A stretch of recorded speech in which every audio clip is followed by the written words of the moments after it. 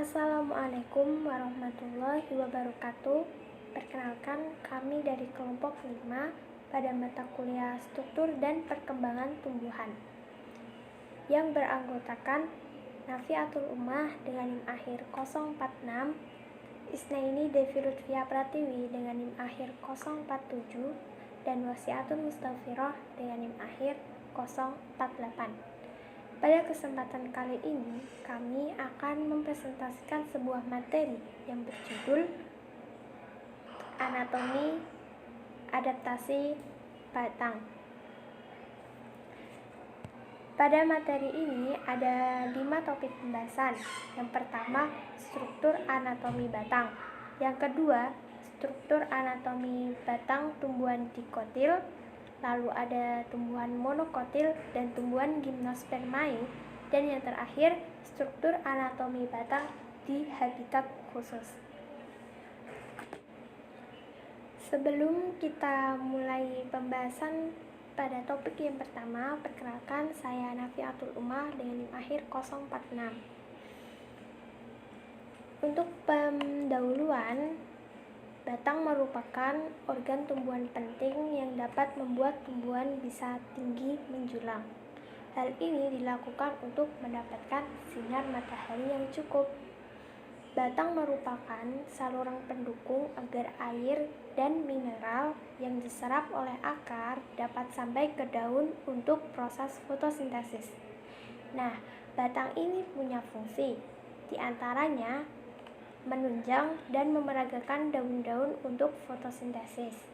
Lalu, sebagai saluran penghubung antar berbagai organ tanaman dan tempat penimbun zat makanan cadangan. Pada topik struktur anatomi batang, kita akan belajar mengenai batang primer dan batang sekunder. Yang pertama ada batang primer. Batang primer terbentuk pada awal pertumbuhan batang dan terletak pada ujung batang. Batang primer ini berkembang dari protoderm, prokambium, dan meristem dasar. Protoderm ini adalah bagian luar yang akan membentuk epidermis. Prokambium yaitu terletak di bagian tengah dan akan membentuk xilem, floem, dan kambium vaskular.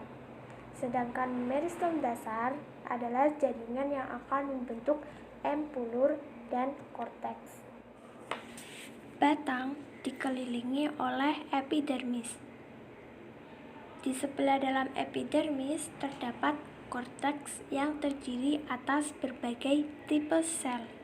Korteks yang paling sederhana seluruhnya terdiri atas sel parenkim berdinding tipis. Daerah di luar korteks yang berbatasan dengan epidermis terdiri atas kolenkin atau serabut. Korteks batang juga dapat berisi sklereid, sel sekretori, dan latisifer. Batas antara korteks dan stele pada batang sulit ditentukan. Endodermis tidak berkembang pada batang. Belum diketahui dengan pasti apakah ada keterkaitan antara endodermis dengan stele secara ontogenetik. Di sebelah dalam endodermis adalah stele yang berisi sistem pembuluh.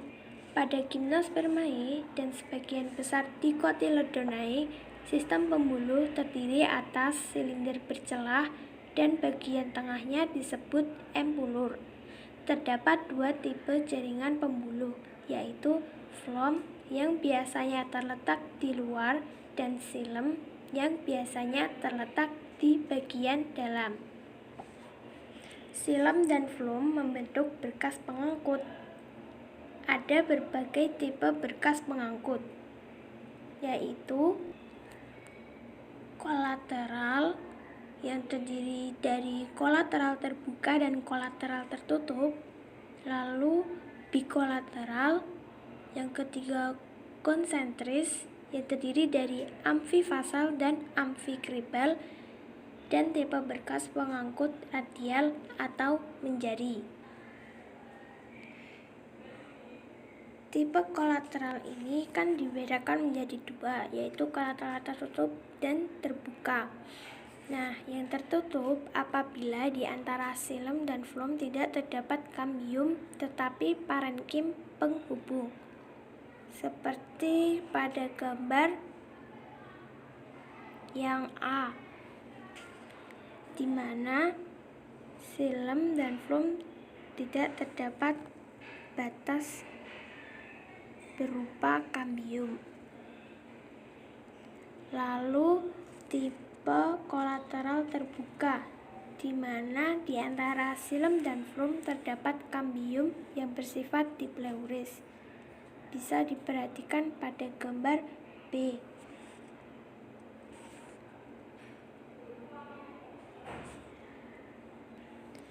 Lalu ada tipe bikolateral, yang mana B itu kan artinya dua. Terus kolateral itu berarti perpaduan antara kolateral terbuka dan kolateral tertutup. Berkas pengangkut tipe bikolateral terdiri atas satu bagian silem di tengah serta satu bagian floem di sebelah luar dan satu bagian di sebelah dalam. Antara silem dan floem luar terdapat kambium, dan antara silem dan floem dalam terdapat parenkim penghubung. Kita bisa temukan tipe ini pada beberapa tumbuhan Dicotyledonae, misal pada Solanaceae. Lalu ada tipe konsentris terpusat, di mana ada amfikribal dan amfifasal. Gambar A menunjukkan tipe konsentris amfifasal apabila floem dikelilingi oleh silem. Jadi floem dikelilingi oleh silem. Lalu gambar B yaitu konsentris amfikribal apabila silem dikelilingi oleh floem. Lalu gambar C itu tipe radial atau menjari. Berkas pengangkut tipe menjari terdiri atas silem dan floem yang tersusun berselang-seling menurut arah jari-jari. Susunan seperti ini terdapat pada akar sewaktu silem dan floem dalam keadaan primer. Pada sebagian besar Monocotyledonae dan sedikit Dicotyledonae, sistem pembuluh primer terdiri atas sejumlah besar berkas pengangkut yang tersebar tidak beraturan, sehingga tidak dapat dibedakan secara tegas batas antara korteks, silinder pembuluh, dan empulur. Nah, pada kali ini ada 3 tipe, yaitu endark, exarch, dan mesarch. Apabila protoksilem terdapat di bagian dalam dari metaksilem dan diferensiasi metaksilem ke arah perifer seperti pada batang Angiospermae, maka disebut endark. Apabila protoksilem terdapat di bagian luar dari metaksilem dan metaksilem berdiferensiasi secara sentripetal seperti pada akar Angiospermae, maka disebut exarch. Seringkali terjadi mesarch apabila diferensiasi metaksilem ke arah sentripetal dan sentrifugal dari protoksilem. Tipe mesarch dan exarch silem primer ini sifatnya itu lebih primitif. Lalu, sistem pembuluh pada Monocotyledonae biasanya terdiri atas berkas yang tersebar di seluruh jaringan dasar pada batang. Nah, ini ada 2, yaitu berkas pengangkut tersusun dalam 2 lingkaran dan berkas pengangkut tersebar di seluruh penampang melintang batang.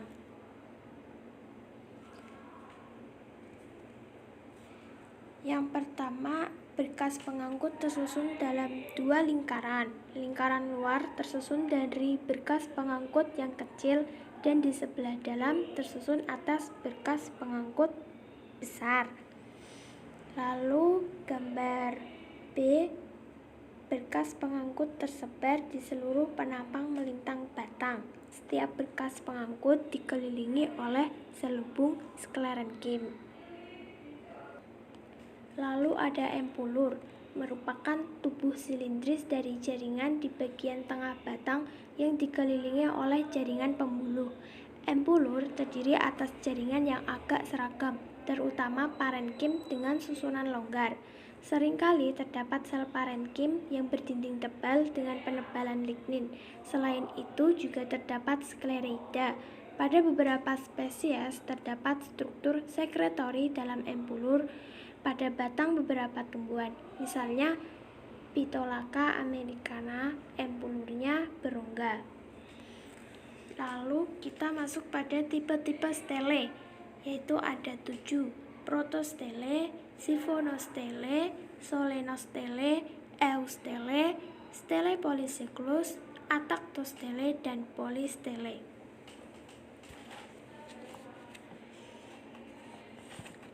Protostele merupakan tipe yang paling primitif. Jaringan pembuluh di bagian tengahnya terdiri atas silem yang dikelilingi oleh floem. Ada beberapa bentuk protostele, yaitu haplostele yang merupakan tipe paling primitif, terdapat pada Selaginella. Lalu actinostele yaitu silemnya membentuk jari-jari dengan floem di antaranya. Actinostele dapat dijumpai pada batang Xylotum. Lalu ada bentuk plectostele yang mana silem membentuk jari-jari dengan floem di antaranya. Actinostele ini dapat dijumpai pada batang Xylotum.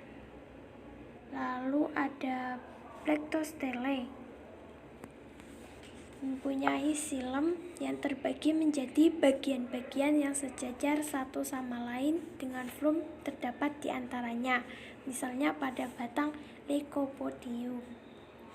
Lalu yang terakhir, stele dengan empulur campuran. Pada paku-pakuan primitif, unsur-unsur silem bercampur dengan sel-sel parenkim empulur. Lalu ada tipe stele siphonostele, merupakan modifikasi dari protostele, yaitu ada 2: siphonostele ectofloem dan siphonostele amphifloem. Ectofloem ini floem mengelilingi silem dan terdapat empulur di bagian tengah. Lalu yang amphifloem, floem terdapat di sebelah luar dan sebelah dalam dari silem. Lalu ada tipe solenostele yang merupakan modifikasi dari siphonostele dengan adanya jendela daun, yaitu bagian parenkimatius yang terdapat langsung di atas pembelokan berkas pengangkut yang menuju daun. Tipe solenostele ini ada 2, yaitu amphifloem dan ectofloem. Amphifloem yang lebih maju terdapat jendela daun yang overlap satu sama lain dan disebut dictyostele.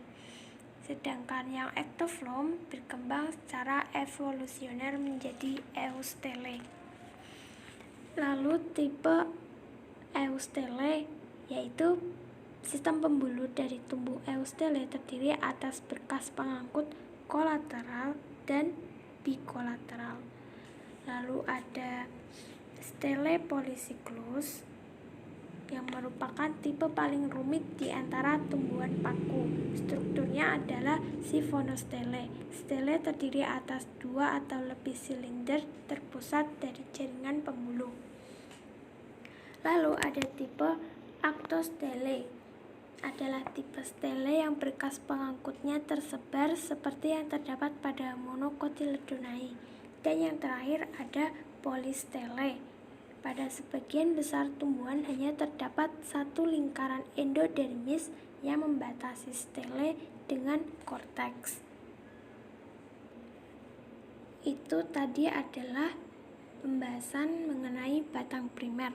Lalu akan dilanjutkan dengan penjelasan mengenai batang sekunder yang akan disajikan oleh Saudari Isnaini Devia Pratiwi. Presentasi selanjutnya akan disampaikan oleh saya, Isnaini Devia Pratiwi, pembahasan tentang batang sekunder. Pertumbuhan pada batang sekunder merupakan hasil dari keaktifan kambium pembuluh yang membelah secara terus-menerus sehingga jumlahnya menjadi meningkat. Nah, pada batang sekunder, pertumbuhannya dapat kita jumpai pada tumbuhan dikotil dan tumbuhan gimnospermae. Nah, pada batang sekunder terjadi pembentukan peridrem dari velogen, di mana kambium yang terdapat di antara xilem dan flum disebut kambium pembuluh atau kambium intravaskuler. Sedangkan kambium yang terdapat di antara berkas pengangkut disebut kambium antarpembuluh atau kambium intervaskuler. Lalu, kambium pada batang sekunder juga mengadakan dilatasi, yaitu pembelahan dengan cepat ke arah membujur dan melintang sehingga diameter batang menjadi lebih tebal. Nah, apabila pertumbuhan ke arah dalam kambium akan membentuk xilem sekunder, sedangkan pertumbuhan ke arah luarnya akan membentuk flum sekunder. Jaringan yang terbentuk pada pertumbuhan sekunder disebut jaringan sekunder. Lalu, kambium pada batang sekunder terdiri atas dua tipe sel, yaitu sel inisial menggelendong yang dapat kita jumpai pada spesies Sequoia sempervirens. Kemudian, sel inisial bersinar atau ray initial cell. Bentuknya hampir mirip seperti isodiametris. Nah, pada kedua tipe sel tersebut, lebih besar pada batang yang tua daripada batang yang muda. Kemudian, berdasarkan susunan sel menggelondong, kambium dibedakan menjadi kambium bertingkat atau berlapis, yaitu letak sel inisial menggelendong tersusun dalam deretan mendatar sehingga ujungnya sama tinggi. Kira-kira panjang sel inisial tersebut antara 140 sampai 520 mm. Lalu yang kedua, kambium tidak bertingkat, yaitu letak sel inisial menggelendong tumpang tindih antara satu dengan yang lainnya. Kira-kira panjangnya antara 320 sampai 2300 mm. Nah, berikut merupakan gambar dari dua macam tipe kambium yang pada bagian gambar atas merupakan kambium bertingkat dari Frasinus, dan yang bagian bawah merupakan kambium tidak bertingkat dari Frasinus. Nah, dapat dilihat ya pada gambar tersebut sel inisial gelendongnya yang ini itu yang bertingkat susunannya mendatar, sedangkan pada sel inisial menggelendong pada kambium tidak bertingkat ini saling tumpang tindih antara satu dengan yang lainnya. Pembahasan selanjutnya tentang struktur anatomi batang tumbuhan dikotil. Struktur batang tumbuhan dikotil sangatlah beraneka ragam. Pada bagian epidermis batang terdiri atas selapis sel dan terdapat pada bagian terluar. Juga terdapat stomata dan berbagai macam trikoma. Nah, pada bagian dalam epidermis biasanya terdapat kolenkim.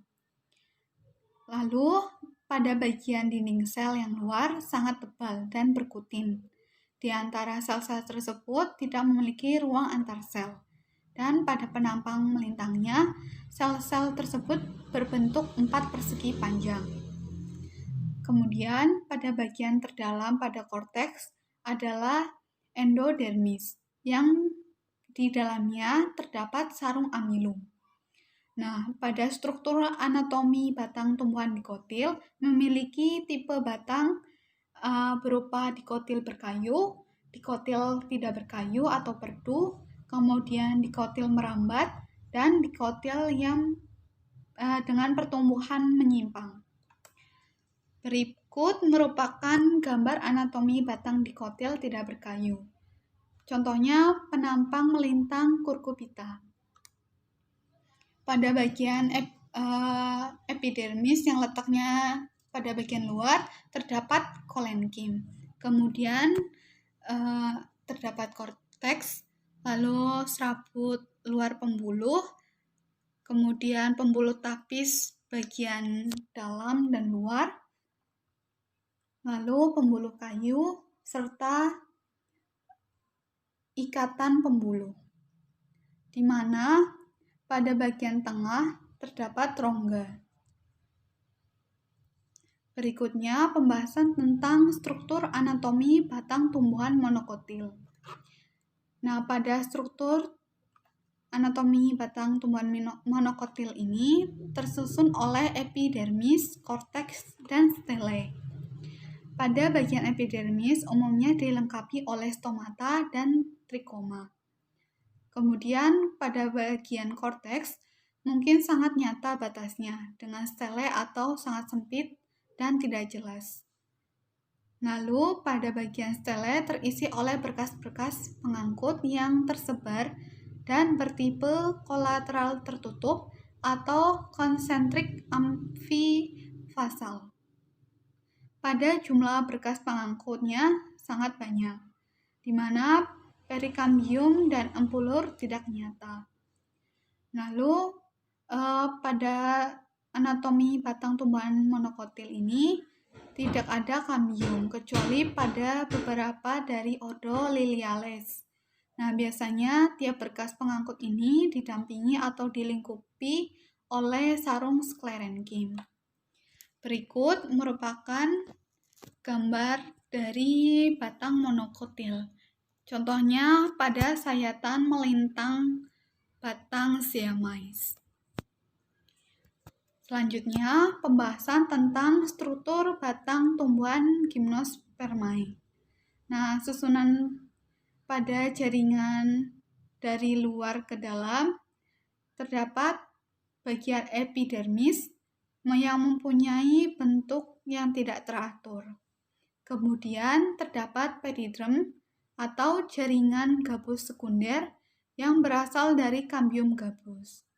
Lalu terdapat korteks yang disusun oleh sel-sel parenkim korteks, di mana terlihat adanya saluran damar.